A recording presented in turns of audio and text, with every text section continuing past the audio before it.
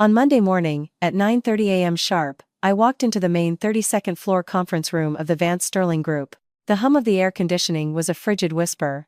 Beyond the massive plate glass window, the November sun glinted harshly off the glass canyons of Manhattan. But inside this room of chilled glass and dark walnut, everything felt cold to the point of indifference. I sat down in my usual seat to the left of the long conference table, placing a navy blue file folder in front of me, next to a cup of black coffee that had long since gone cold. The bitter aroma of the coffee mingled with the expensive colognes and perfumes of those seated around the table, creating an atmosphere that was both luxurious and suffocating. Everyone was staring at the large presentation screen at the front of the room, but I knew what they were truly waiting for wasn't in the fourth quarter business plan. I could feel their eyes flit towards me before quickly looking away. Some held pity, others were waiting for the drama to unfold. Some feigned interest in their documents, but their trembling hands gave them away. In the world of business, loyalty is often paper-thin. People only stand with the winning side. And this morning, nearly everyone believed the winning side was not mine. Seated at the center of the table was Daniel Harris, the CEO of Vance Sterling, and my legal husband for the past 5 years. He wore a charcoal gray suit with a burgundy tie, his face as handsome, calm, and composed as it had been when he first made me believe I had chosen the right man. But only I could see the faint blue vein pulsing at his wrist as he held his pen, and the way his eyes avoided mine as if dodging a cut that was too deep. I understood that look. It wasn't remorse, it was the nervous anticipation of a man about to play his final card, still fearful that his opponent might have a hidden ace. Seated to his right was Chloe Reed, the vice president who had been appointed less than a week ago. She was young and beautiful, with porcelain skin, crimson lips, and hair styled in waves just loose enough to look effortless, yet meticulously cared for down to the last strand.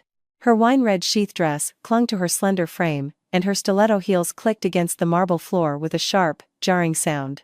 She was only 27, but she already knew how to enter a room full of powerful men with a look of innocence and a smile that held a spark of fire. Those were the same eyes that, 3 months ago, had looked at me with sweet reverence during her staff introduction. Back then, she had called me Miss Vance, with utmost respect. Today, I suspected she would call me something else entirely.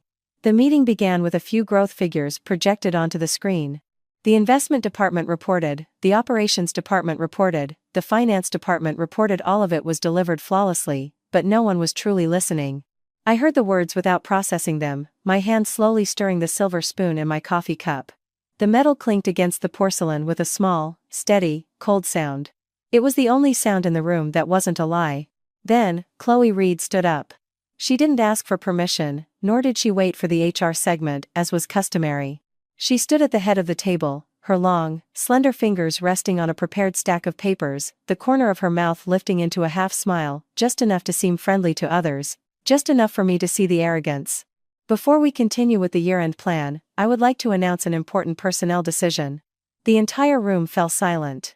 For the first time that morning, I lifted my eyes to look at her. Chloe tilted her head slightly, her voice as sweet as honey. Based on the results of an internal performance review over the past 6 months, and considering that Ms. Eleanor Vance, COO of Market Development, has made several ineffective decisions that have hindered the corporation's restructuring progress, the executive board has unanimously agreed to terminate all of Ms. Vance's duties, effective immediately. A few sharp, quiet intakes of breath could be heard around the table. No one dared to breathe too loudly. No one dared to look me in the eye for more than 2 seconds. I placed the spoon down on the saucer, as slowly as if I had just heard a story that had nothing to do with me. The first feeling that hit me wasn't pain, nor was it shock. It was amusement. It was so amusing that I almost wanted to burst out laughing right there in the middle of the conference room. A woman who had been with the company for 6 days, relying on the name of the man sitting at the center of the table, dared to deliver my termination notice on the very ground that had belonged to me from the beginning. Seeing my silence, Chloe grew more confident. She walked over and placed the termination letter in front of me. The paper was printed on crisp letterhead with a red seal, the ink still smelling fresh. She tapped the first page lightly with a nude-polished fingertip.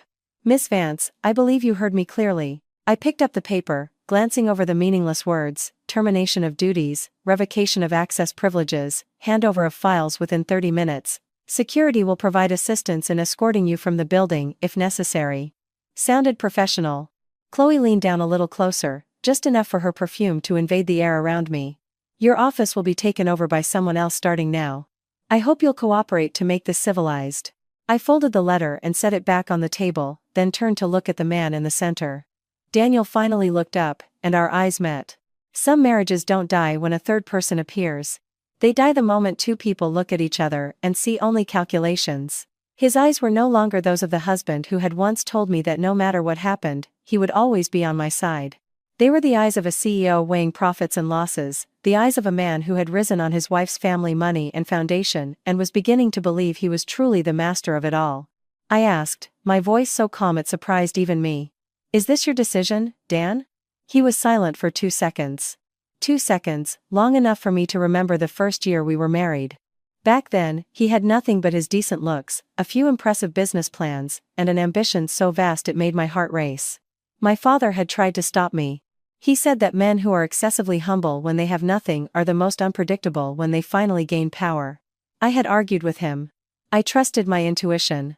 I trusted in love, and for 5 years, I stood in the shadows, clearing the path, supporting him, and yielding the spotlight so he could sit in the chair he occupied today. Daniel spoke, his voice deep but dry.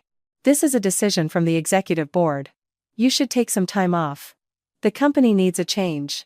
I nodded slowly. A change. He tightened his grip on the pen. Your management style is no longer a good fit.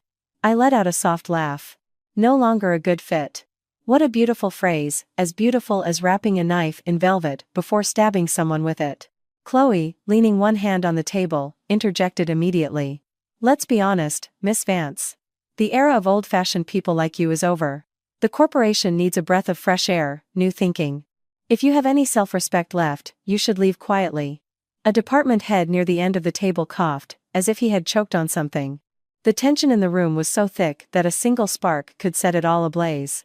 I leaned back in my chair, looking at each face before me. So many people who had respectfully called me Miss Vance, who had asked for my signature on every project, who had bowed their heads at every year-end party. Today, they sat as still as statues. No one spoke up. No one objected. Some had even started glancing at Chloe with the speculative eyes of someone looking to curry favor with a new master. I asked another question, my gaze still on Daniel. And the Montauk Point project? It was a luxury coastal resort development in the Hamptons, a capital investment of nearly $500 million, Vance Sterling's crown jewel for the next 3 years. I had personally negotiated the deals, acquired the land, handled the legal framework, and secured the bank financing. In other words, without me, that project was just a pile of lifeless paper. Chloe smiled, cutting in to answer. The Montauk Point project is now under my direct supervision. I looked at her, then at Daniel. He didn't deny it. In that instant, something inside me finally died. There was no noise, no bloodshed, just a tiny snapping sound, like the last thread connecting me to my past life had suddenly broken. I stood up. Immediately, 2 security guards from outside opened the door and stepped in. They had clearly been instructed beforehand. One of them bowed his head awkwardly, the other avoided my gaze. Chloe crossed her arms, her triumphant expression clear. You see? The company has already made preparations for your swift departure. I looked at the 2 guards, then back at the conference table, a strange sense of calm settling over me. In the stillness, I could hear my own heartbeat. Not fast, not erratic, but steady and firm, like a drum signaling the start of a new act. I picked up my coffee cup and took one last sip. It was cold, bitter, and acrid, just like my 5-year marriage at this moment. I set the cup down. You want me to leave? Fine. I spoke quietly, but the entire room heard me. But before I go, I want to hear you answer one question, straight from your mouth. Daniel frowned. I don't think that's necessary right now. I smiled. Oh, it is. I stepped away from my chair, walking slowly toward the center of the table. The 2 guards made a move to block me, but stopped, for some reason. Perhaps it was because, from the very beginning, I had shown no signs of being a person who had just been fired. I stood directly in front of Daniel, the distance between us less than an arm's length. I looked him straight in the eye and asked slowly, "Do you really think that from today, Vance Sterling belongs to you?" The color in his face shifted slightly, but I saw it the reaction of a man whose deepest secret had been touched. Chloe laughed. "Miss Vance, you're in shock. Dan is the CEO, and I've been appointed to manage the strategic project. The truth is right in front of you. Don't you get it yet?" I turned my head to look at her. This time, I smiled fully, a smile that silenced the entire room. "You're right. From my handbag, I took out a small, black velvet box, the size of my palm. Chloe narrowed her eyes, a greedy light flashing within them. Daniel, however, went pale. It was only for a moment, but it was long enough for me to know he remembered what was in my hand. I ran my fingers over the smooth velvet surface of the box, feeling the breaths in the cold room grow heavier. Then I spoke, each word clear and slow, like a knife slicing away the final layer of deceit. You were bold enough to deliver my termination notice in front of the entire leadership team. I looked directly at Chloe. So I'm sure you're bold enough to hear the rest of this. My hand flicked open the box. Inside, a black authority key gleamed under the conference room lights. Daniel shot to his feet, his face drained of all color. And for the first time that morning, I felt a sharp, steel-like cold rise within me. Because I knew, from this moment, things were only just beginning. The black authority key lay in my palm, a small, unassuming piece of metal. But I knew its true value was enough to make everyone in this room change their allegiance in less than a minute. The overhead lights reflected off its matte surface in a cold streak, just like the look in my eyes as I stared directly at Daniel Harris. I saw his throat move as he swallowed, his hand gripping the pen tighter, his fingertips turning white. It was the instinctual reaction of a man seeing something he had always hoped would never appear before him. Chloe was the first to break the silence. Miss Vance, what are you doing with that? I didn't answer her right away. I turned the key in my hand, slowly, as if considering which words to say first. In that vast conference room, the air felt so compressed that a single deep breath could have shattered it. I could hear my own heartbeat, but it wasn't racing. It was the steady beat of someone who had been preparing for this moment for a very long time. I looked at Daniel. Do you remember this? He didn't answer, only his eyes flickered slightly. Chloe frowned. This is a company meeting, not a stage for your personal drama. I laughed. You're absolutely right.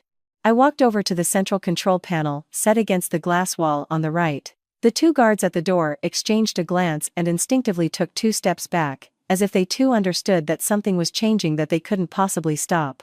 I held the key up to the identification sensor. A light blinked once, then turned green. A soft click echoed through the room. Instantly, the large LED screen at the front lit up. A stream of data began to scroll. My name appeared on the top line. Eleanor Vance, founding shareholder. Ownership, 51%, supreme voting rights. Active. The entire room seemed to freeze. I turned back to face everyone. No one was pretending to read their documents anymore. No one dared to look down. No one dared to breathe too loudly. Chloe took a step back. That's impossible, she whispered, her voice barely audible. Daniel shot up from his chair. Eleanor, he said my name as if addressing a stranger. I tilted my head, looking at him. You just said I should take some time off, didn't you? He didn't answer. I turned to the entire room. I think the person who needs a break now isn't me. The head of HR stood up reflexively. Miss Vance, this is. I held up a hand to stop him. No need for explanations. I walked directly to the center of the conference table, to the spot that, for 5 years, I had deliberately avoided to protect the ego of the man I once trusted. Today, I stood there not to reclaim a seat, but because I had decided I no longer needed to yield. I looked at Daniel. Do you want me to continue? He clenched his hands. Eleanor, we don't need to make this a scene. I laughed. Not make a scene? I turned back to the screen. With another command, a different document appeared. A list of 4 stock transfer agreements, all signed within the last 7 days. The name of the recipient was clearly displayed, Nathaniel Reed, Chloe Reed's older brother. A series of gasps rippled through the room. Chloe's face turned ashen. That's a strategic partnership. I looked back at her. A strategic partnership? I pressed another command. New text appeared. Receiving company, Eastgate Capital LLC. Registered capital, $100,000. Date of incorporation, 12 days ago. I stared directly at her. A company with $100,000 in capital is going to acquire a stake in a $500 million project? Chloe was speechless. Daniel spoke quickly. That was a preliminary step before raising capital. I nodded. A very thorough preparation. I took a step closer to him. So thorough that you signed it without a resolution from the board of shareholders. A few people in the room began to stand, not because they wanted to speak, but because they no longer dared to sit. I looked at each of their faces. I think everyone here knows what this means. No one answered. I turned to the legal department. Mark. He stood up immediately. Yes, Miss Vance. From this moment on, all 4 of these stock transfer agreements are suspended. He nodded instantly. Understood. Daniel slammed his hand on the table. Eleanor. I looked at him. You just signed 4 unauthorized contracts, I said, enunciating each word. Do you want me to pretend I didn't see them? He lowered his voice. We can discuss this privately. I shook my head. No. I turned to Chloe. You told me I had 30 minutes to leave the company. She said nothing, just stared at me as if I had emerged from a place she could never have imagined. But before I leave, I continued, I also have a decision to announce. I turned back to the screen. A new line of text appeared. Decision to temporarily suspend the duties of Vice President of Operations, Chloe Reed, effective immediately. The room held its breath. Chloe took another step back. You don't have the right. I cut her off. I do. I looked directly at her. And I just used it. Daniel stepped quickly in front of me. Eleanor, you're taking this too far. I looked at him. Not yet. I raised my hand and placed the authority key on the conference table. It made a dry, sharp sound. This is just the beginning. Outside the conference room doors, I heard the hurried footsteps of internal security running over not to escort me out, but to await new orders. I knew that feeling well. When power shifts, people change direction faster than the wind. I turned back to the entire room. I'd like to know, I said, speaking each word clearly, if there is anyone else here who still thinks I should leave this building within the next 30 minutes? No one answered. Not a single person. Only the air conditioning continued to hum steadily, as if nothing had happened at all. I smiled. Good. I turned to face Daniel one last time that morning. Now, it's your turn. Daniel stood opposite me. The distance between us was less than 2 feet, but it was the farthest we had been in our 5 years of marriage. I could clearly see the veins standing out on his neck, the way his breath was held tight in his chest. He was no longer the man who had stood outside my house on a rainy afternoon years ago, holding a small bouquet of flowers, promising to spend his life being worthy of me. The man before me now was a CEO desperately trying to hold on to power that had just slipped through his fingers. He said, his voice low enough for the whole room to hear, Eleanor, calm down. I looked at him without a word. He lowered his voice even more. We can talk about this privately. I shook my head. There's no need. I turned and walked back to the central control panel. Once again, I placed my hand on the sensor. The screen switched to high-level administrative mode. Data that only I had been able to see for the past 3 years now appeared before the entire leadership team. Access logs, financial approval chains, signature authorization lists. I pointed to the third line. Do you see this? Daniel didn't answer. I read each word aloud. Final approval for all expenditures over $20 million belongs to the controlling shareholder. I paused for a beat. Which is me. The room was dead silent. A VP of finance shot up from his chair reflexively. Miss Vance, until now, I turned to him. Until now, I haven't used it, I said softly. That doesn't mean I don't have it. I turned back to Daniel. You signed 4 stock transfer agreements without the approval of the controlling shareholder. I spoke slowly. Do you know what that means? He clenched his fists. It was a strategic decision. I laughed. Strategic? I entered another command. A financial dossier appeared. A list of overseas wire transfers from the last 3 months. A figure in red stood out on the screen, $5 million. Recipient, Nathaniel Reed. I looked at Chloe. Her face was ashen. I didn't know about that. I tilted my head. You didn't know? I switched to the next screen. A list of intermediary accounts. Name of the person who confirmed the transfer, Daniel Harris. A murmur went through the room. Daniel took a step toward me. Eleanor, you're going too far. I stared him down. You think I'm going too far? I rested my hand on the edge of the table. You wired company money to an external account without the approval of the controlling shareholder. I spoke each word slowly. What do you think I should do? He didn't answer. Chloe suddenly stepped forward. That was an investment for an ancillary project. I turned to her. Which ancillary project?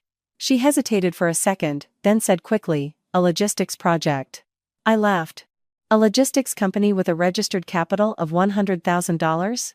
No one said anything. The air in the conference room was so thick you could slice it. I walked toward the chairman's seat, the one that had belonged to Daniel. I stopped beside it, not sitting down, but placing my hand on its back. I have another announcement. I turned to the legal department. Mark. He stood up instantly. Yes, Miss Vance. From this moment, all bank accounts related to these stock transfer agreements are to be frozen, effective immediately. He nodded. Understood. Daniel took another step. Eleanor. His voice was louder. For the first time that morning, I heard genuine panic in his voice. I am the CEO. I looked at him. Correct. I nodded. But I am the controlling shareholder. The room was silent as a tomb. I continued, do you want me to read the relevant clause from the company charter? He said nothing. Chloe suddenly laughed, a strained, unnatural sound. Miss Vance, do you think just because you hold the shares, you can do whatever you want? I turned to her. No, I said calmly. But it's enough to keep from being fired from my own company. A few people in the room couldn't help but let out a quiet chuckle before immediately falling silent. I looked around the entire room. I believe everyone understands what's happening. No one objected. No one spoke up. I turned back to Daniel. Do you still want me to leave the building within 30 minutes? He didn't answer, just stood there, motionless. I looked him straight in the eye. Or would you now like to explain to the board why you signed unauthorized stock transfer agreements? He took a deep breath. Eleanor, his voice dropped. We're husband and wife. I was silent for a second, just 1 second. But it was long enough to remember all the nights I sat alone in my office until midnight, perfecting documents for him to sign. All the times I declined invitations from partners just to protect his image. All the times I stood in the background so he could stand in the spotlight and receive all the praise. I looked at him. Yes, I said quietly. We were husband and wife. The room held its breath. Chloe stared at me. Daniel stared at me. I opened my handbag, took out a thin file folder, and placed it on the conference table. The sound of the paper hitting the polished wood was soft but clear. I brought this with me this morning, I said. I just hadn't planned on using it so soon. Daniel looked at the folder, his expression changing. Eleanor. I pushed the folder toward him. Sign it. He didn't touch it. I said each word distinctly. Divorce papers.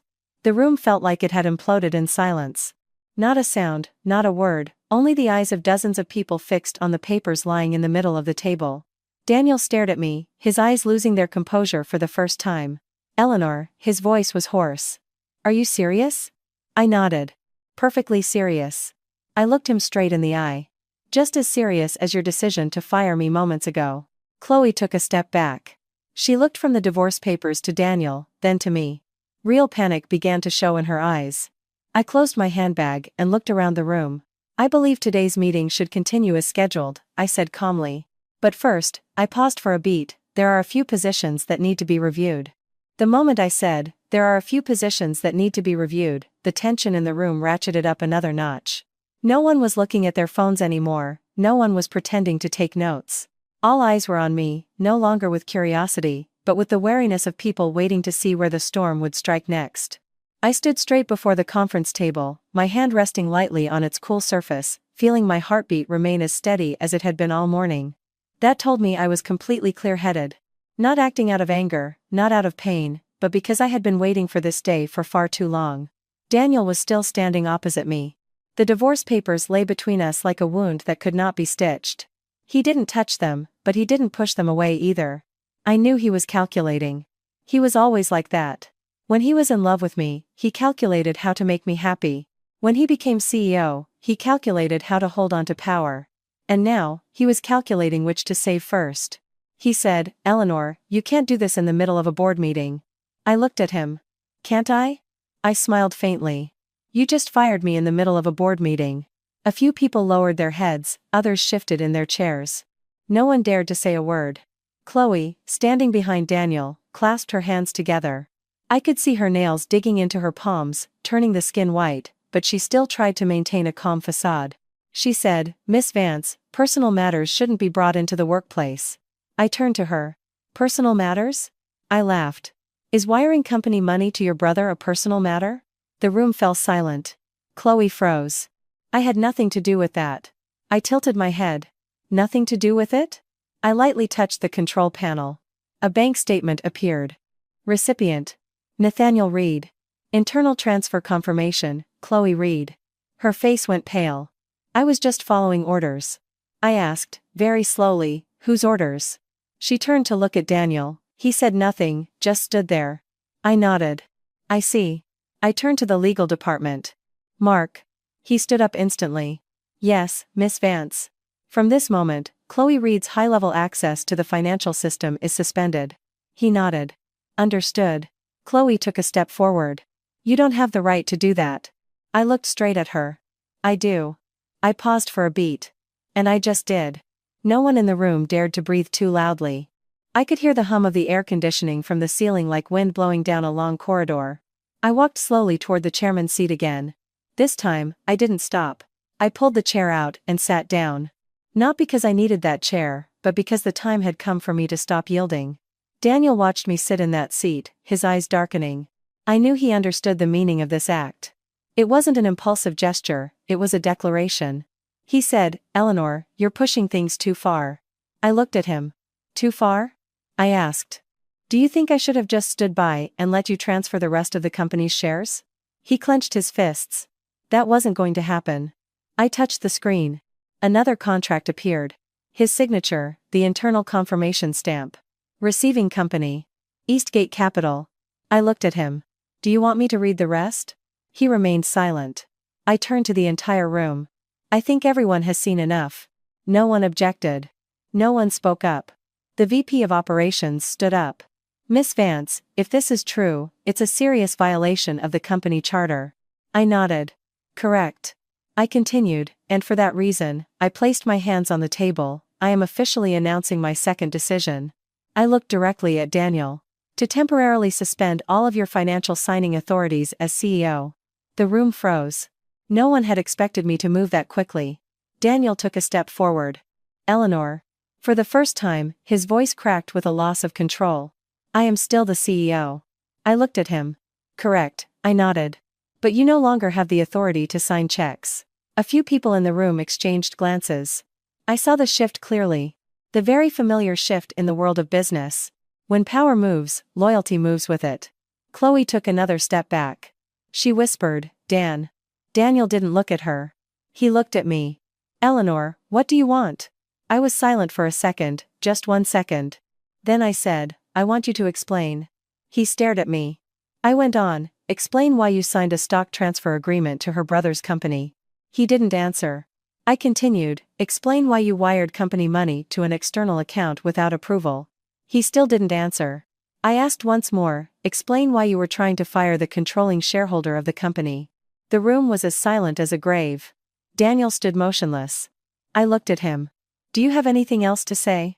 He took a deep breath. Eleanor, his voice dropped. Let's go home and talk. I shook my head. No, I said clearly. This needs to be said here.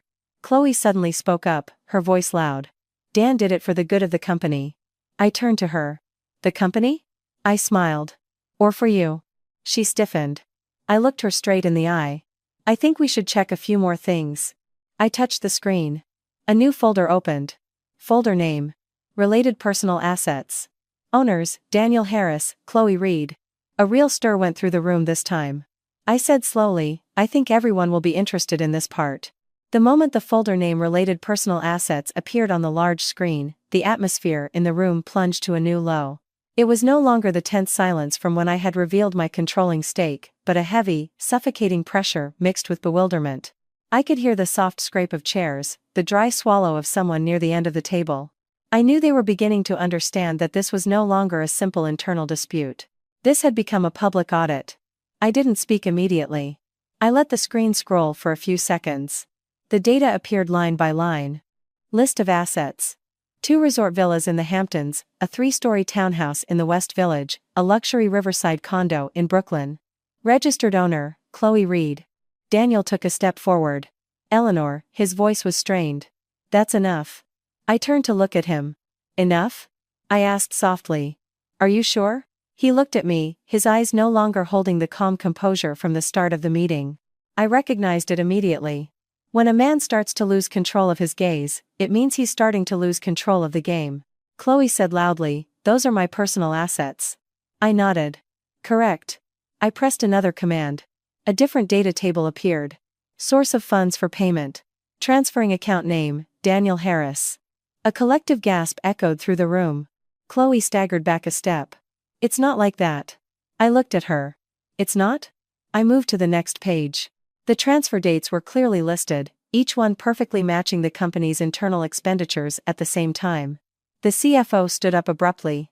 Miss Vance, those amounts match the expense codes for the Q2 ancillary project investments. I nodded. Correct. I turned to Daniel. Do you care to explain? He said nothing. The air in the room felt thick. I saw every gaze shift. The people who had been silent all morning no longer dared to look at Daniel. This was something I was familiar with. In business, people aren't loyal to individuals, they are loyal to power. Chloe said hastily, Dan was just helping me invest. I looked at her. With company money? She was speechless. I continued, or with his own? She didn't answer. Daniel moved closer to me. Eleanor, he said quietly, we don't need to do this. I looked at him. We don't? I asked. You fired me in the middle of a board meeting. I paused. You wired company money out. I went on.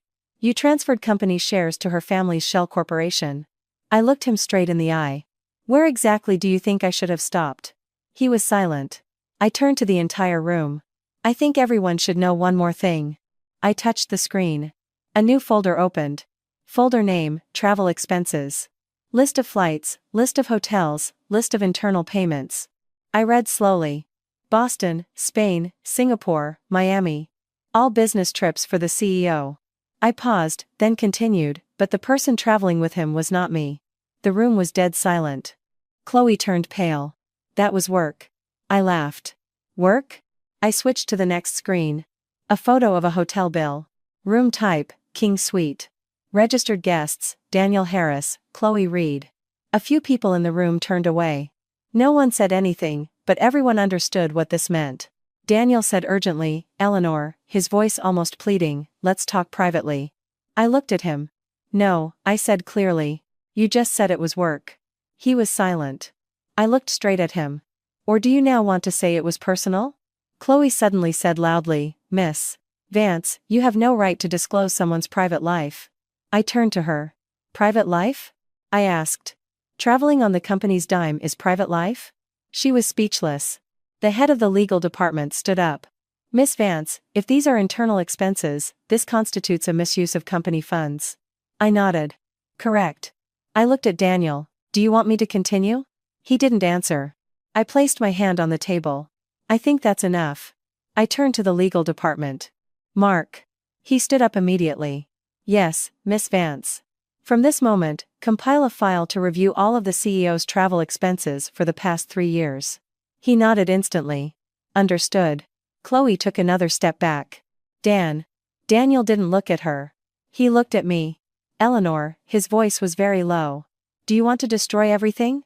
I looked at him. No, I said calmly. I'm just taking back what belongs to me. The room was absolutely silent. I looked at each person, one by one. I think we should move on to the next decision. I touched the screen again, a new line of text appeared. Decision to convene an emergency meeting of the audit committee. The moment the words decision to convene an emergency meeting of the audit committee appeared on the large screen, the room could no longer maintain its feigned calm.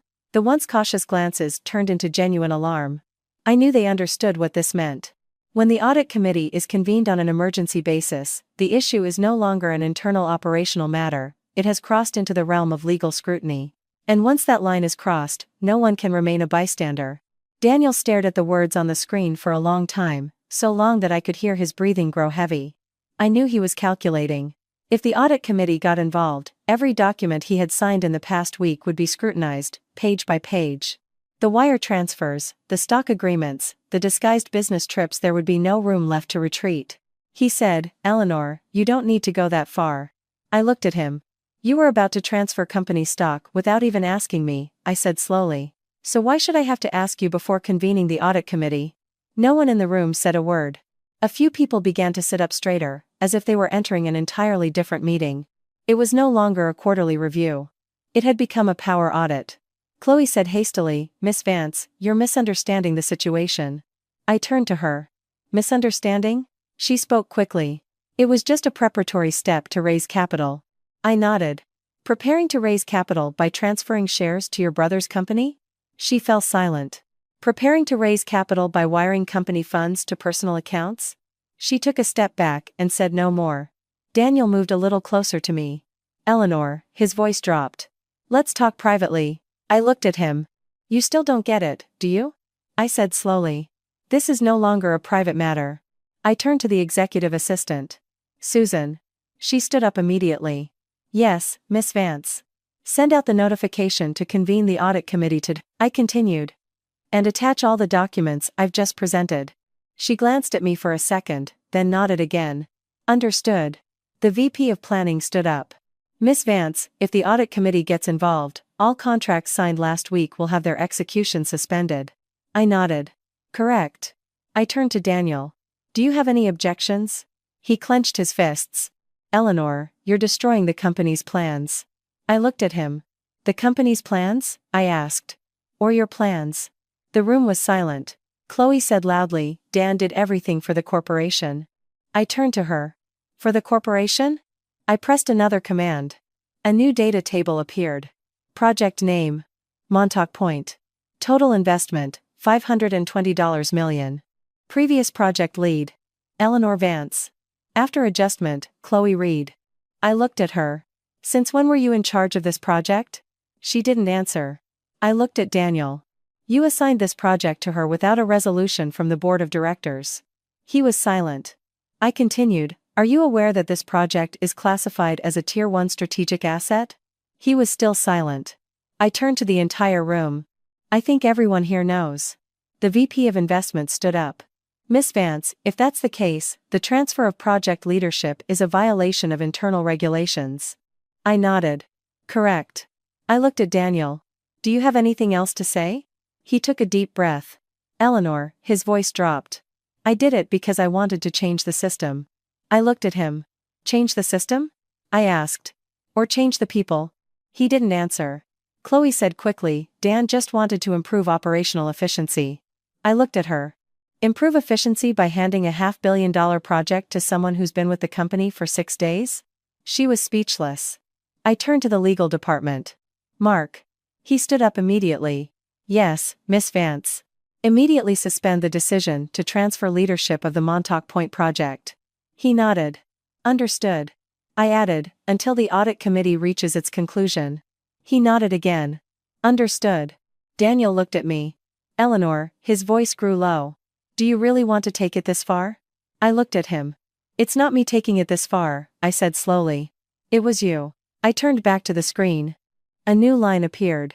List of high-level executive powers. I placed my hand on the control panel and said, each word distinct, I am officially activating the special oversight protocol for the CEO. The room was absolutely silent. No one spoke, no one moved. All eyes were fixed on me. I looked at Daniel. Starting now, I said slowly, every decision you make must be approved by me before it becomes effective. The moment I said, every decision you make must be approved by me before it becomes effective, the room could no longer maintain its feigned silence. While not everyone spoke, I could see a clear shift in their eyes. If at first they had seen this as a private dispute between a husband and wife in leadership, they now understood it was a genuine restructuring of power. No one could remain neutral any longer. Daniel stared at me for a long time. His gaze was no longer that of a CEO conducting a meeting, but of a man who had just had the chair he thought was his pulled out from under him. I knew that feeling. I had once handed him that chair with my own hands. And now, I was taking it back with my own hands. He said, his voice dropping, Eleanor, you're only doing this because you're angry. I looked at him. You think I'm angry? He nodded slightly. You're being emotional. I let out a soft laugh. You're mistaken, I said slowly. If I were being emotional, I would have done this 3 months ago. The room fell silent. Chloe looked at me, and for the first time that morning, her eyes showed something new, fear. Not worry, not surprise, but genuine fear. She said, Miss Vance, you can't just arbitrarily restrict the CEO's authority.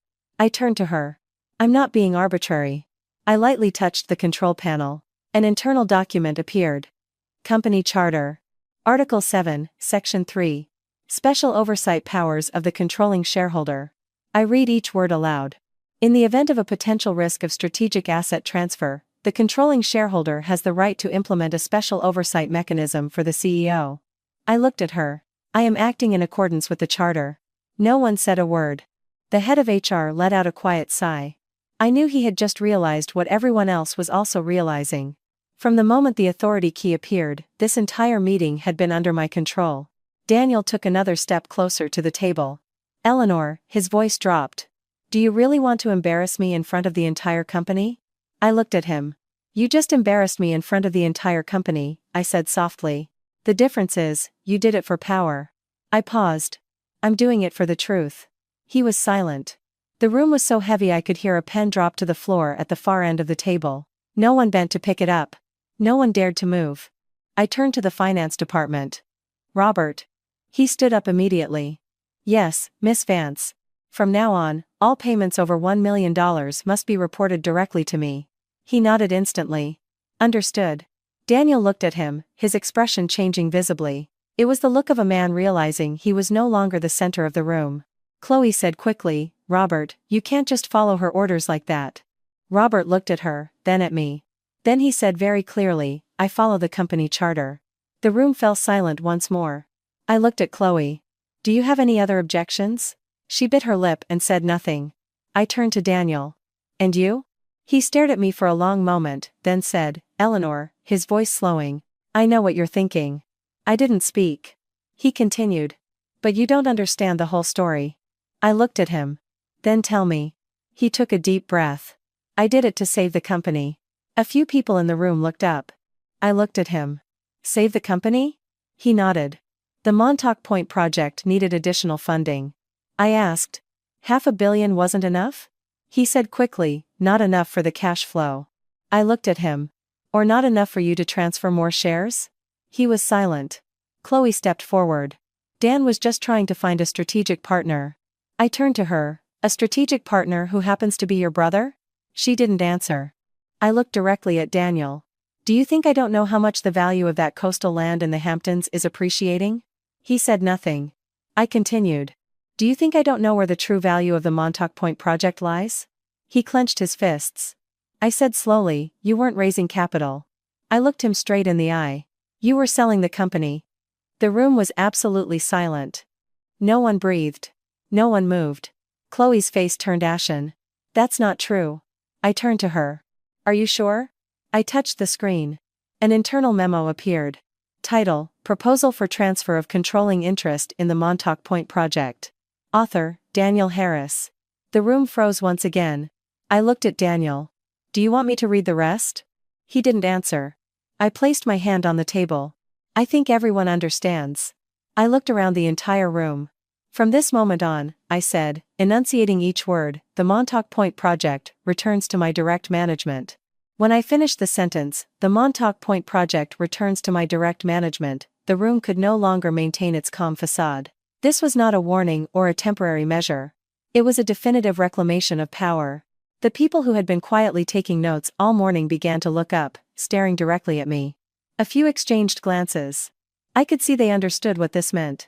If the Montauk Point project returned to my control, the entire plan for a stealth transfer of ownership that Daniel had been preparing was effectively dead. Daniel stood motionless. He said nothing for several seconds, but I saw his throat move as he swallowed. It was the sign of a man trying to force down something immense. He said, Eleanor, you can't just make that decision on your own. I looked at him. I can, I said calmly. And I just did. Chloe stepped forward. Miss Vance, you're disrupting the project's progress. I turned to her. The project's progress?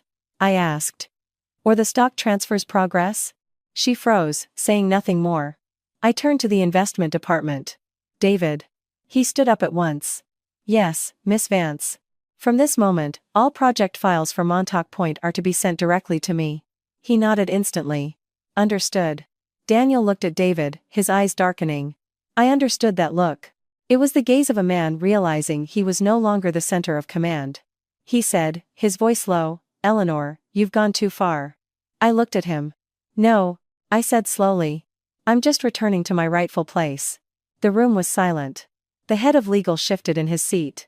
I could see the change in his demeanor. It was no longer the attitude of someone waiting for orders from the CEO, but of someone waiting for confirmation from me. Chloe said loudly, Dan is the legal CEO. I turned to her. Correct, I nodded.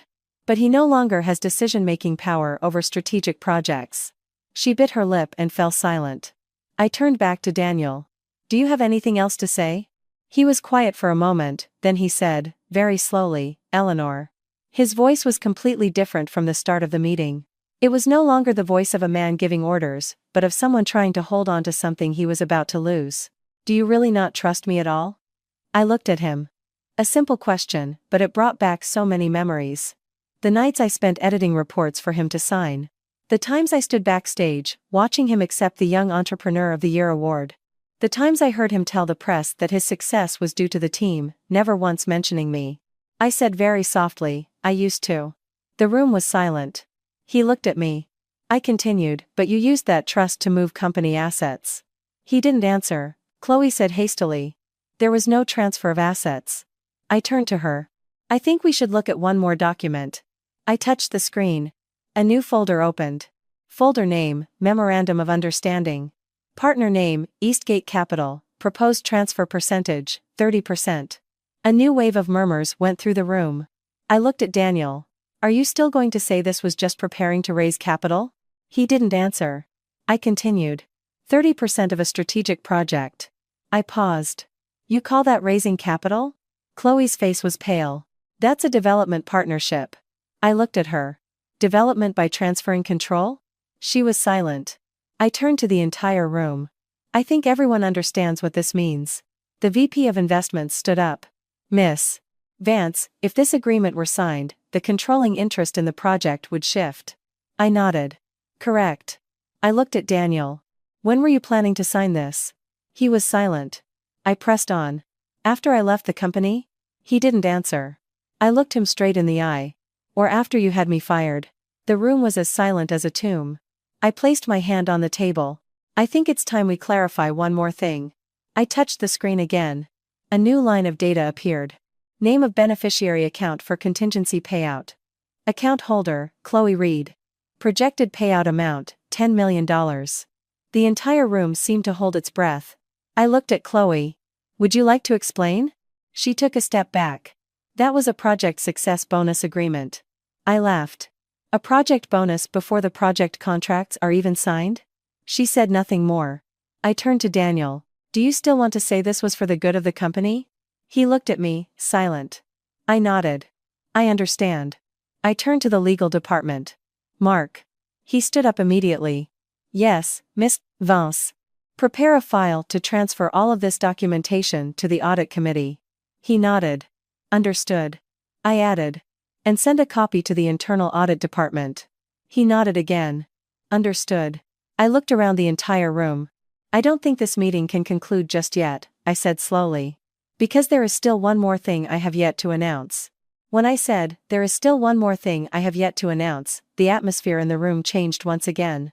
No one saw this as the end of a confrontation anymore. They all understood I wasn't finished. I could see every eye following my slightest movement. Someone leaned forward slightly, another put their pen down, someone else even seemed to forget to breathe evenly. I knew they were waiting, not just for an answer, but to see where the final boundary of this meeting lay. Daniel stood motionless. He said nothing, but his gaze was no longer on me. He was looking down at the divorce papers that had been sitting on the table between us all morning. I knew he understood that what I was about to say was no longer about corporate governance. I opened my handbag, took out a brown manila envelope, and placed it on the table. No one spoke, but I heard the soft scrape of a chair from the back of the room. I knew they were trying to get a better look. I said, I think this needs to be said in front of the entire leadership team. Daniel looked up at me. Eleanor, his voice dropped. That's not necessary. I looked at him. It's very necessary. I opened the envelope and took out a thin stack of papers. Not thick, but enough to make my hands feel a little cold as I touched them. I had been holding on to this for 3 weeks, and today was the first time I was putting it on the table publicly. I turned the documents to face the room. The results of a DNA test. The room froze. Chloe's face turned ashen.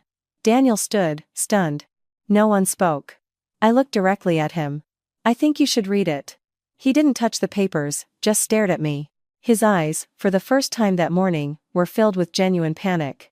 Not because of stocks, not because of the project, but because of this. He said, his voice strained, Eleanor, what are you doing? I looked at him. I'm telling the truth. I turned to the entire room. I'm 3 months pregnant. The room was as silent as a tomb. No one moved, no one breathed. I continued. But the baby is not your son. A few people almost shot up from their chairs, reflexively. Chloe took a sharp step back. Daniel stood frozen. He looked at me as if he couldn't comprehend what he had just heard. Eleanor, his voice almost broke. What did you say? I looked him straight in the eye. I said, I emphasized each word, the baby is not your son. The air in the room felt like it had been sucked out. No more humming AC, no more shifting chairs, only silence. I placed the test results on the table. Do you want to see? He didn't touch them. Chloe stared at me, her eyes wide, all her earlier confidence gone. She said, that's impossible. I turned to her. Correct, I said calmly. It is impossible. I paused for a beat. Because I'm not pregnant. The room nearly exploded in silence. The CFO blurted out, what did you say? I looked at him. I'm not pregnant. I turned back to Daniel. I just wanted to see your reaction. He stared at me, speechless, his eyes completely losing control, for the first time that morning. I continued, and now I've seen it. Chloe looked from Daniel to me. She said quickly, you've taken this joke too far. I looked at her. I'm not joking. I tapped the papers. These are his test results. The room fell silent once more. I looked directly at Daniel. I scheduled a comprehensive health checkup for you 3 weeks ago. He said nothing. I continued, the results show that you're infertile. A few people in the room seemed to hold their breath. Chloe's face was now truly ashen. She looked at Daniel, then at me, unable to speak. I placed my hand on the table. I think this needs to be made clear. I looked straight at Daniel. Because you told my family that I was the one who couldn't have children. The room was dead silent. I continued. You told my mother that the fault was mine. My voice remained calm, but I knew everyone could hear what lay beneath that calmness. You let me take all the blame. Daniel said nothing. No denial, no explanation. He just stood there. I looked at him. I stayed silent for 3 years. I paused. Then, enunciating each word, I said, but today, I'm not staying silent anymore. The moment the words I'm not staying silent anymore left my lips, the conference room plunged into a profound silence. It wasn't the tense quiet from when I had revealed my shareholdings or the transfer agreements. It was something much heavier. I knew everyone in this room had just heard something they never expected. For years, they had likely assumed the family matters between Daniel and me were private. But today, they understood it was no longer private. It was part of the power dynamic whose every shattered piece they were now witnessing fall before their eyes. Daniel remained still, not saying a word. His gaze was no longer on me but had dropped to the surface of the table. I could see his hands were clenched into tight fists. I knew he was trying to maintain his composure, but I also knew he understood. I had just severed a thread he always believed would never be mentioned in front of others. Chloe stood behind him, her face deathly pale. She no longer had the confident air from the start of the meeting. Her eyes darted from me to Daniel, then to the screen, as if searching for an escape route in the soulless data. But this time, no numbers could save her. The head of HR stood up slowly. Miss Vance, this matter. He trailed off, unsure how to continue. I looked at him. This is not a private matter, I said clearly. This is the reason I remained silent for the past 3 years. The room was still. I turned to Daniel. You told my family I couldn't conceive. I spoke slowly. You told my mother I wasn't fit to be a wife. My voice remained calm, but that very calmness made everyone in the room afraid to move. You knew your own medical results. Daniel closed his eyes for a second, then opened them, but he still said nothing. I looked at him. I stayed silent because I thought marriage was a matter between 2 people. I paused. But you used that silence to push me out of my own family. Chloe took a step forward. Miss Vance, this has nothing to do with the company. I turned to her. It has everything to do with it, I said clearly. Because that story is the very reason he wanted me out of my current position. She froze, unable to say more. I turned to the entire room. I think everyone should know, I said slowly. 2 months ago, he asked me to step down from the board of directors. A few people looked up immediately. The reason he gave, I continued, was that I needed to rest and prepare for childbirth. The room was silent. I looked at Daniel. Do you remember? He didn't answer. I went on. You knew perfectly well I wasn't pregnant. I placed my hand on the table. But you still used that lie to try to change the power structure within this company. The CFO stood up. Miss Vance, if that's the case, it constitutes providing misleading information to the board of directors. I nodded. Correct. I turned to Daniel. Do you care to explain? He was still silent. I looked at him. Or would you like me to play the minutes from last week's meeting? He looked up at me, his eyes filled with exhaustion. Eleanor, his voice was very low. Don't do this. I looked at him. You did it to me first, I said softly. For 3 years. The room was utterly still. No one spoke. No one moved. I turned to the screen and lightly touched the control panel. An audio file appeared.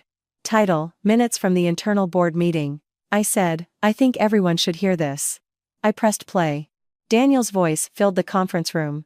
Eleanor needs to take an extended leave for personal health reasons. The air in the room seemed to congeal. His voice continued from the recording. I propose we temporarily transfer leadership of the Montauk Point project to Miss Reed. The recording stopped. I turned off the screen and looked at him. Do you have anything else to say? He didn't answer. Chloe took a step back. Her eyes were filled with genuine panic. I turned to the legal department. Mark. He stood up at once. Yes, Miss Vance. Add this to the file for the audit committee. He nodded. Understood. I added. And send a copy to the internal audit department. He nodded again. Understood. I looked around the entire room. I believe it's time to announce the next decision. I touched the screen one more time. A new line of text appeared. Motion to recommend the temporary suspension of Daniel Harris from the position of CEO to facilitate an internal investigation. The room held its breath. No one spoke. No one moved. I looked directly at him. Do you still wish to continue this meeting? The moment my question, do you still wish to continue this meeting? Hung in the air, the vast conference room fell into a void so deep. I could hear my own heartbeat. No one dared to speak first, no one dared to look at anyone else. All eyes were fixed on Daniel. Not because they wanted to side with him, but because they understood that from this moment on, his answer would determine the future of the entire corporation. Daniel stood for a long time. He didn't sit, didn't move, just stood there like a man trying to keep his balance on the edge of a cliff, unsure of how deep the drop below was. I could see his hands were still clenched, but this time it wasn't out of anger. It was as if he was trying to hold on to the last thing he had left. He said, his voice very low, Eleanor, are you really going to suspend me? I looked at him. It's not what I want, I said slowly. It's what the situation demands. The room was silent. He looked at me. You know how this will affect the company. I nodded. I do. I paused. But I also know that if I don't do this, the company will lose far more. Chloe stepped forward. Miss Vance, you can't make a decision like this on your own. I turned to her. I'm not on my own. I touched the screen. The shareholder list appeared. My name was at the top. Ownership. 51%. I looked at her. I am representing the controlling shareholder. She froze, saying nothing more. The head of legal stood up slowly. Miss Vance, if we are to proceed with this motion, we need to draw up the minutes immediately. I nodded. Correct. I turned to the executive assistant. Susan. She stood up at once. Yes, Miss Vance. Prepare the meeting minutes. She nodded. Understood. The atmosphere in the room changed palpably. It shifted from a tense debate to a formal procedure. I saw everyone begin to adjust their posture. Some reopened their files, others put pen to paper. They were no longer bystanders, they were now part of the process. Daniel looked at me. Eleanor, his voice dropped. You don't have to do this. I looked at him. I have to. He shook his head slightly. I can explain. I asked, explain what? He was silent for a second, then said, I never intended to sell the company. I looked at him. Then what were you planning to do with the 30% contract for the Montauk Point project? He didn't answer immediately. The whole room waited. He said, I was planning to maintain control. I looked at him. Maintain control for whom? He didn't answer. Chloe said quickly, Dan was just trying to protect the project. I turned to her. Protected by transferring shares to your family's company? She was speechless. I turned back to Daniel. Do you have anything else to explain? He looked at me for a long time, then said, I did it because I thought you were going to leave the company. The room was silent. I looked at him. Why would you think that? He didn't answer right away. Then he said, because I thought you wouldn't stay. I asked again, why? He looked at me. Because of our family situation? I let out a soft laugh. Our family situation? I asked. Or because you wanted me to leave? He was silent. I looked at him. I never said I was going to leave the company. He said nothing. Chloe stepped forward. Dan just wanted to stabilize the management. I turned to her. Stabilize it by replacing me? She didn't answer. I turned to the entire room. I think everyone has heard enough. The VP of Investments stood up. Miss Vance, given the information presented, the motion to recommend the temporary suspension of the CEO is reasonable. The CFO nodded. I agree. The head of legal added, I also agree. The atmosphere in the room had completely shifted. This was no longer just my decision. It was the decision of the collective leadership. Daniel looked at each person, one by one, his expression changing visibly. He understood what this meant. He said, very slowly, Eleanor, his voice dropping, do you really want to end things this way? I looked at him. I'm not the one ending it, I said clearly. You started this long ago. I turned to the executive assistant. Susan. She stood up at once. Yes, Miss Vance. Read the contents of the minutes. She opened her file and began to read, her voice clear, enunciating every word, every sentence. The entire room listened. I looked at Daniel one last time that morning. Do you have any final comments before we vote? The moment the question, do you have any final comments before we vote? Was asked, the room fell into a heavy silence, so thick I could hear the faint rustle of paper from the end of the table. No one spoke immediately. Not because they had no opinion, but because everyone understood that Daniel's answer now was no longer a personal explanation. It would be the final statement of a CEO, just before his authority was officially suspended. Daniel stood motionless for a long time. I could see his shoulders slump slightly. It was the first time all morning I saw him lose the familiar posture of a corporate leader, no longer the straight back, the sharp gaze, the confident voice. Right now, he looked like a man trying to hold on to the last shreds of his dignity. He said, his voice hoarse, Eleanor, are you really not going to give me a chance? I looked at him. What chance? He took a deep breath. A chance to explain to the audit committee. I said, very calmly, you will have that chance. I paused. But not from the position of CEO. The room was silent. Chloe stepped forward. Miss Vance, you're going too far. I turned to her. I am following procedure, I said clearly. And you will also have to provide an explanation. She froze, saying nothing more. I turned to the entire room. I believe everyone has heard sufficient information. The head of legal stood up. Miss Vance, according to internal regulations, we can proceed with the vote immediately. I nodded. Correct. I turned to the executive assistant. Susan. She stood up at once. Yes, Miss Vance. Prepare for the vote. She nodded. Understood. The atmosphere in the room shifted one last time, from silent anticipation to silent resolution. I saw everyone adjust their posture. Some put their pens down, others exchanged quick glances, before looking forward again. This was no longer a moment for emotions, it was a moment for choices. Daniel looked at each person, one by one, his gaze lingering on the familiar faces. The people who had worked with him for years, the people who had stood behind him in so many important meetings.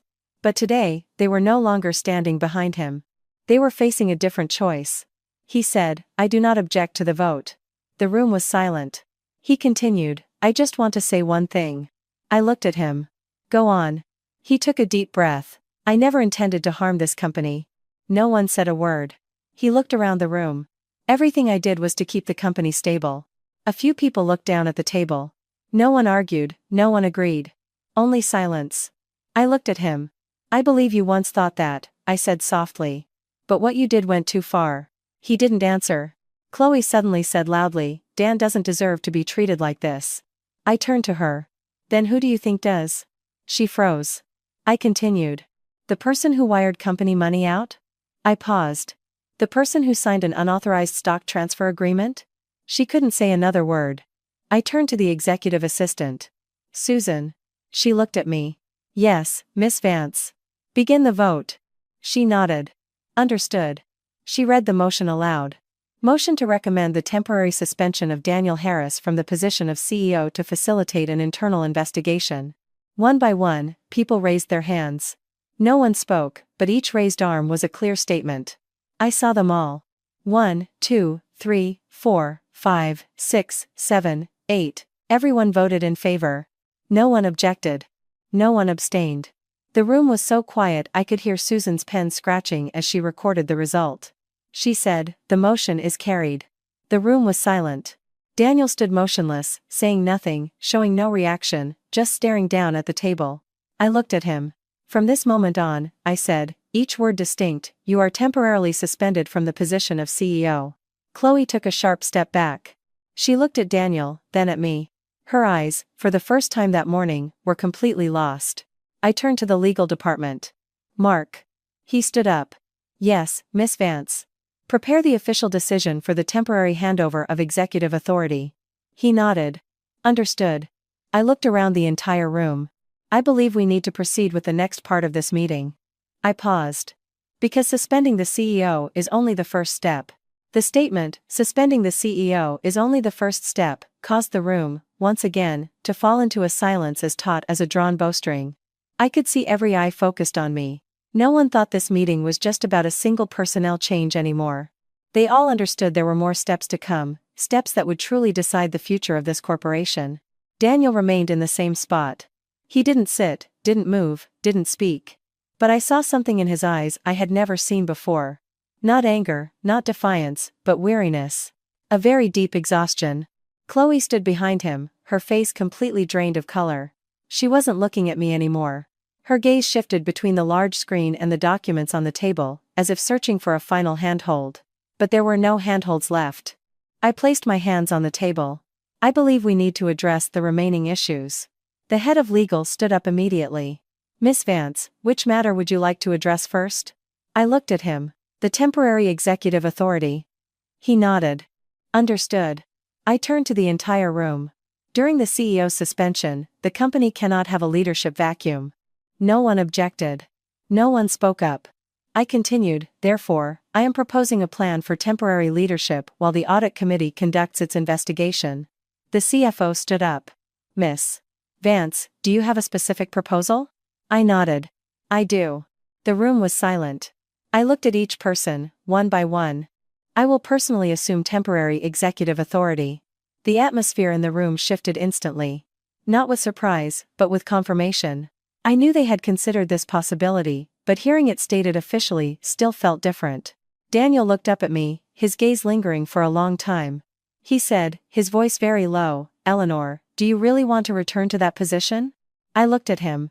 I never left it. The room was silent. Chloe said quickly, Miss Vance can't be both the controlling shareholder and the interim executive. I turned to her. I can, I said clearly. The company charter allows it. The head of legal nodded. Correct, he said. In special circumstances, the controlling shareholder may assume temporary executive authority. Chloe froze, saying nothing more. I turned to the executive assistant. Susan. She stood up. Yes, Miss Vance. Add this to the minutes. She nodded. Understood. I looked around the entire room. I am not taking this position for power, I said slowly. I am taking it out of responsibility. No one objected. No one spoke up. The VP of Investments stood up. Miss Vance, if you assume temporary leadership, we need to establish a plan to stabilize the organization immediately. I nodded. Correct. I turned to the finance department. Robert. He stood up at once. Yes, Miss Vance. Prepare a cash flow report for the next 3 months. He nodded. Understood. I turned to the investment department. David. He stood up. Yes, Miss Vance. Temporarily halt all transfer negotiations related to the Montauk Point project. He nodded. Understood. I turned to the legal department. Mark. He stood up. Yes, Miss Vance. Prepare the file for the audit committee meeting this afternoon. He nodded. Understood. The atmosphere in the room changed markedly. From tense to focused, from confrontational to operational. I saw everyone begin to return to their familiar working state. This was the sign I had been waiting for all morning. When an organization returns to its orbit, it means the decision was the right one. Daniel looked at me for a long time. He said, his voice dropping, Eleanor, I never thought things would come to this. I looked at him. Neither did I said softly. But you brought us here. He didn't answer. Chloe stepped forward. Miss Vance, you can't just remove Dan from the company. I turned to her. I haven't done that, I said clearly. I have only suspended his duties. She continued, he's still a founder. I looked at her. Correct, I nodded. And for that reason, he will still have a chance to explain himself. The room was silent. I turned to the executive assistant. Susan. She stood up. Yes, Miss Vance. Note the effective time of the temporary leadership decision. She nodded. Understood. I looked around the entire room one more time. From this moment on, I said slowly, all executive operations of the corporation are under my direct authority. When I clearly stated, all executive operations of the corporation are under my direct authority, the conference room was no longer a battleground but a place where a new order was being confirmed. I could see the change in each person's eyes. No longer gazes of speculation or waiting, but of people adjusting their positions around a new center. I understood it. I had witnessed it many times before in previous restructurings, but never had it happen to my own marriage like this. Daniel stood motionless. He no longer objected, no longer tried to explain, no longer clung to power. He just stood there like a man who had walked a very long road and didn't know what lay ahead. I looked at him for a long time, not to claim victory, but to confirm to myself that things had truly reached a point of no return. He said, Eleanor, his voice very low, I want to speak with you privately. I looked at him. After the meeting, he nodded slightly and said nothing more. Chloe stood behind him, her gaze completely lost. I could see her hands clasped together so tightly, as if trying to maintain her balance. But what caught my attention was not her panic, but the silence of everyone else in the room. No one defended her anymore. No one sided with her anymore. That said everything. The CFO stood up. Miss Vance, do we need to make an official announcement to the entire company? I nodded. Yes. I turned to the executive assistant. Susan. She stood up. Yes, Miss Vance. Draft an internal announcement. She nodded. Understood. I continued. Make it clear that the change in temporary executive authority is effective immediately. She quickly jotted it down. Understood. The atmosphere in the room shifted to a truly functional state. I heard the rustle of paper, the scratching of pens, the soft scrape of chairs. These were the familiar sounds of an organization getting back on track, and I knew that was the most important thing right now. Daniel looked at me. Eleanor, his voice slowed. How long will you hold this position? I looked at him. Until the audit committee reaches its conclusion. He nodded slightly. So you're still giving me a chance to come back? I looked at him. I'm letting the truth decide. The room was silent. Chloe suddenly said loudly, Dan did nothing wrong. I turned to her. I have not concluded that he is guilty, I said clearly. I have only suspended his duties. She continued, but you're making everyone misunderstand. I looked at her. No, I said slowly. I'm making everyone understand correctly. The head of legal stood up. Miss Vance, we need to form a task force to coordinate with the audit committee. I nodded. Correct. I turned to him. You will lead it. He nodded at once. Understood. I added, I want the first report by the end of today. He nodded again. Understood. The atmosphere in the room grew more and more stable. The people who had been silent earlier were now actively discussing their tasks. I saw it clearly, and I knew the organization had accepted this change. Daniel looked at me again, his eyes no longer as tense as before.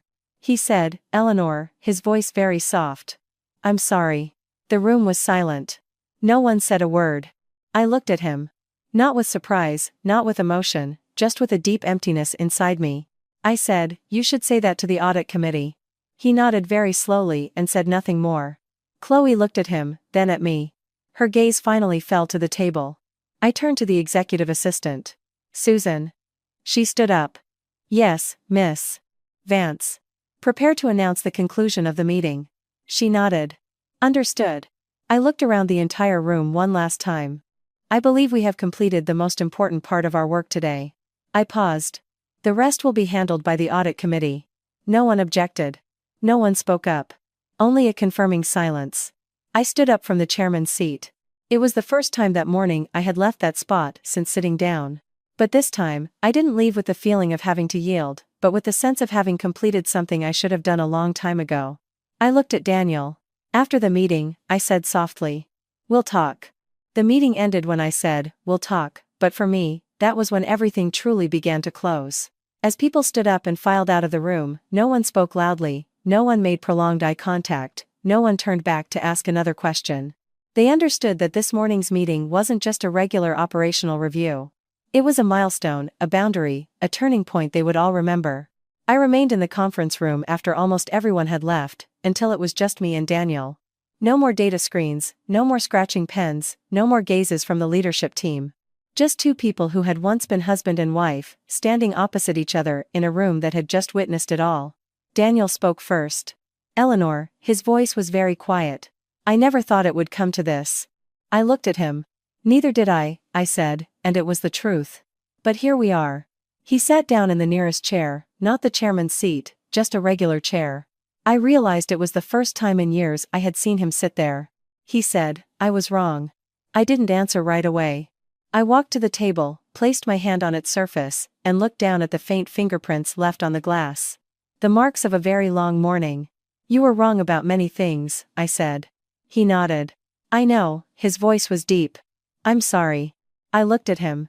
This time, I felt no anger, no pain, just a strange sense of relief. Like someone who had been carrying a heavy suitcase for years and had finally set it down. You don't need to apologize to me, I said. He looked at me. I continued, you need to apologize to yourself. He was silent for a long time, then he said, I thought if I could hold on to the company, everything else could be fixed. I looked at him. But you lost both. He didn't answer. I opened my handbag, took out the divorce papers, and placed them in front of him again. Sign them. He stared at the papers for a long time, then he picked up the pen and signed. Without another word.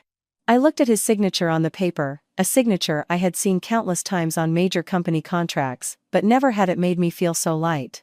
He put the pen down. Eleanor, his voice was faint. Will you be okay? I smiled. I've always been okay. He nodded slightly and said no more. He stood up and left the conference room first. I stayed behind for a few more minutes. Not because I needed to think, but because I wanted to look at this room one last time from my old role. A wife standing behind her husband, a woman who once thought silence was the way to keep a family together, a person who once believed sacrifice was the right thing to do. I walked out of the conference room into a brighter hallway. Sunlight streamed through the glass at the far end. I slowed my pace. Not because I was tired, but because I knew that from this day forward, my path was different. It was no longer a path walked in someone else's shadow. That afternoon, I signed my first executive order as the direct interim head of the corporation. I didn't feel like I had won a victory over anyone. I only felt like I had returned to my rightful place. A week later, the audit committee issued its preliminary findings. The stock transfer agreements were permanently voided. The misappropriated funds were referred for legal review. The Montauk Point project remained under the full control of the corporation. The management structure stabilized faster than I had expected. 3 weeks later, I received official notification from the board of directors confirming that my interim leadership role would be extended until the entire internal investigation was complete. I signed the confirmation without hesitation. Not because I wanted to hold the position longer, but because I knew my responsibility was not yet finished. A month later, I returned to my parents' old house. My mother opened the door, looked at me for a long time, and then hugged me tightly. She didn't ask any questions, didn't blame me, just held me. I knew she had been waiting for this day for a very long time. I told my mother, I'm okay now. She nodded. That was all. But for me, it was the answer I needed most. 3 months later, the corporation signed a new investment deal for the Montauk Point project with a more transparent partner. No more shadowy contracts, no more rushed decisions, no more years of silence. I stood on the top floor of the building late one afternoon, looking down at the city below. I remembered that morning in the conference room, a morning that had changed everything. Not because I was stronger than anyone else, but because I had finally dared to stand up for myself. I realized a very simple truth. There are times in a woman's life when she doesn't need to defeat anyone else, she just needs to not lose to herself.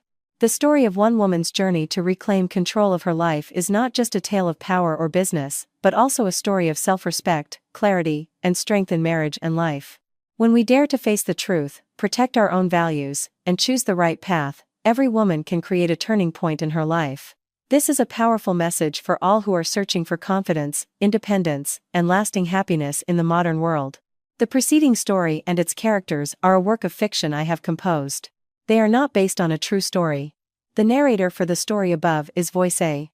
The positive takeaways that can help audiences live happier and more joyful lives after hearing this story include: knowing how to respect your own value, daring to protect your legitimate rights, not remaining silent in the face of injustice, maintaining your strength in difficult times, believing in your own capabilities, knowing how to choose the right partner in life.